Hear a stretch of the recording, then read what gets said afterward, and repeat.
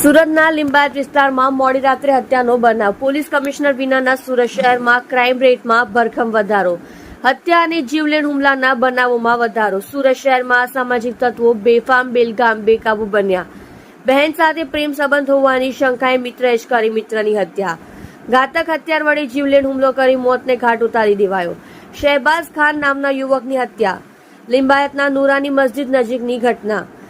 અન્ય એક વ્યક્તિ પર પણ જીવલેણ હુમલો કરી ઈજા પહોંચાડવામાં આવી. ઈજાગ્રસ્તને સારવાર અર્થે સ્મીમેર ખસેડાયો, જ્યારે મૃતક શહેબાઝ ખાનની લાશને પોસ્ટમોર્ટમ અર્થે સુરત સ્મીમેર ખસેડી વધુ તપાસ લિંબાયત પોલીસે હાથ ધરી. તમે જોઈ રહ્યા છો SD ન્યૂઝ ચેનલ ફેઝલ શેખની સાથે.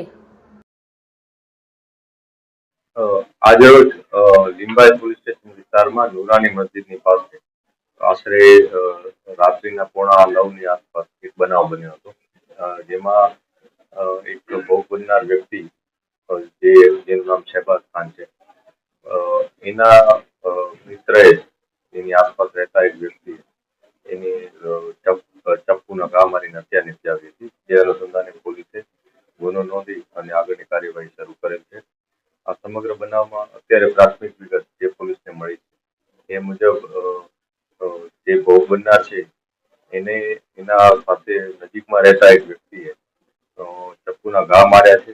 એ ચપ્પુના ઘા મારવા પાછળ એમને કંઈક પ્રેમ સંબંધ, બહેન સાથે પ્રેમ સંબંધ છે એવો વહેમ રાખીને એને ઘા મારી દીધા હતા અને એની સાથે બેસેલા અન્ય વ્યક્તિને પણ એને ચપ્પુના ઘા માર્યા હતા.